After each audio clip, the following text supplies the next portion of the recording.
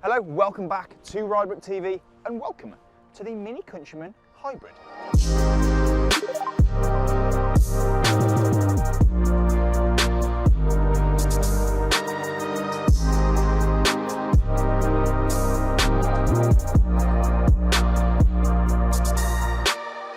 The MINI Countryman Hybrid uses a 1.5 litre 3-cylinder petrol engine mated to a bank of batteries.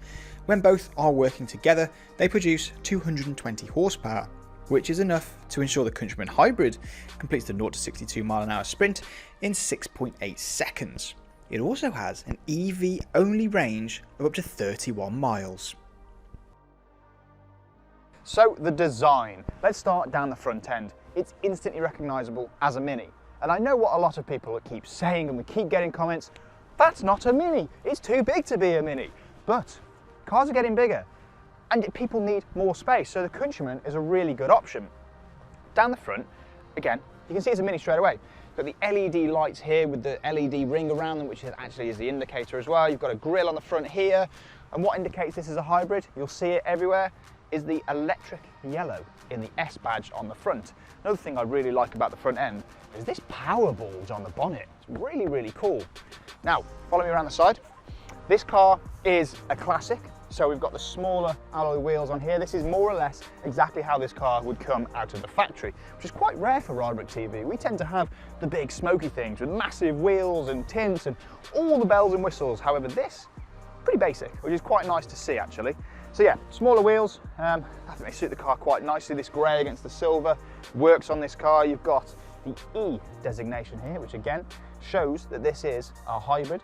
Now, this is mirrored on the other side, but actually on the other side, it's the charging flap. So it's quite nice to have a bit of symmetry to the car. All 4 down here designation shows that this car is 4-wheel drive as well. And well, even on the side, still looks very Mini, doesn't it? It's got that stereotypical look to it. You see this on the road and you instantly know that it's a Mini. Now, let's have a look at the rear. Again, round the rear, very familiar. We've got the Union Jack LED rear lights. Now, these are coming pretty synonymous with the Mini brand. We've got the hybrid designation on here, the Mini electric symbol. We've got 1 exhaust pipe on this instead of 2, which can differ this between the hybrid and the normal Cooper S. It's actually really nice that this is still badged as a Cooper S, even though it is the hybrid. Let's have a look at boot space, shall we? Boot space is a very generous 405 litres with the seats up and 1,275 litres with them down. The interior of the Countryman is very recognisable again. The whole car just screams Mini. The big differences though are it feels slightly bigger, slightly more grown up than the 3-door and the 5-door hatch.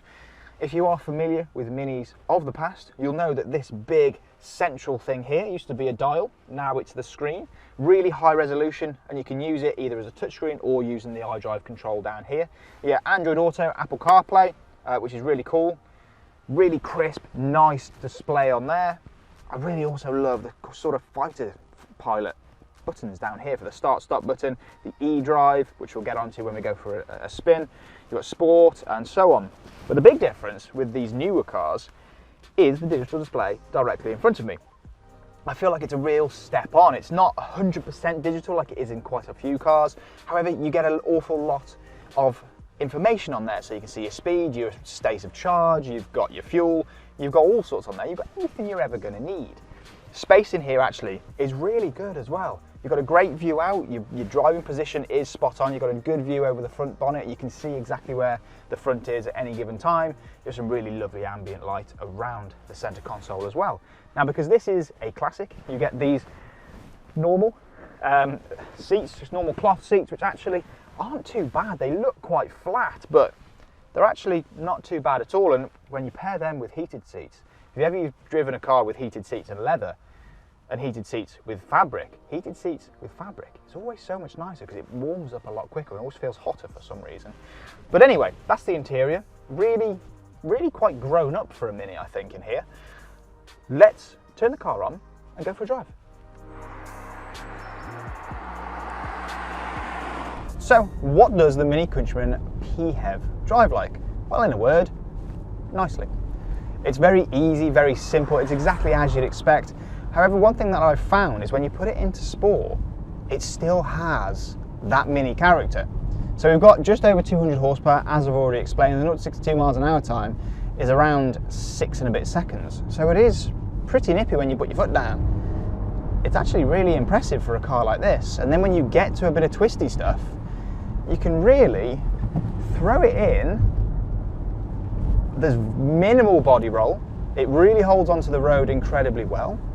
And then when you want to bang it back into mid and keep it comfortable and easy, it does that very well.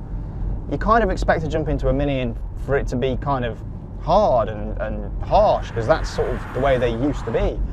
But not anymore. None of the Mini current range is like that. It is very, very simple, very easy to drive, very comfortable as well, even over a long distance. I actually did from my house to Cornwall in a Cooper S hatch, which is about 250 miles, and it was absolutely fine. And this, I think, would be even easier. Now, just a word on the hybrid parts of this car. You've got a little toggle down here called eDrive. So you can set it to 3 different modes. You've got right at the very top, max eDrive, which is kind of obvious what that does. You're in electric all the time. And the range at the minute is showing 21 miles for about 70-ish%. So it's about right for the claimed mileage, to be honest. Then you've got auto eDrive, which is the mode that I drive it in most of the time. So in that mode, the car will just decide for itself, really. Take all the stress away from you and will decide when's best to use the internal combustion engine and when's best to use the electric. And then right at the bottom, you've got save. 2 guesses for what that one is? Anyone? No? Well, it'll just save the battery. Pretty obvious, that. So all in all, I think the Mini Countryman Hybrid drives incredibly well. It backs up its looks on the outside with some real character to the way that it drives, and I actually really enjoy driving it.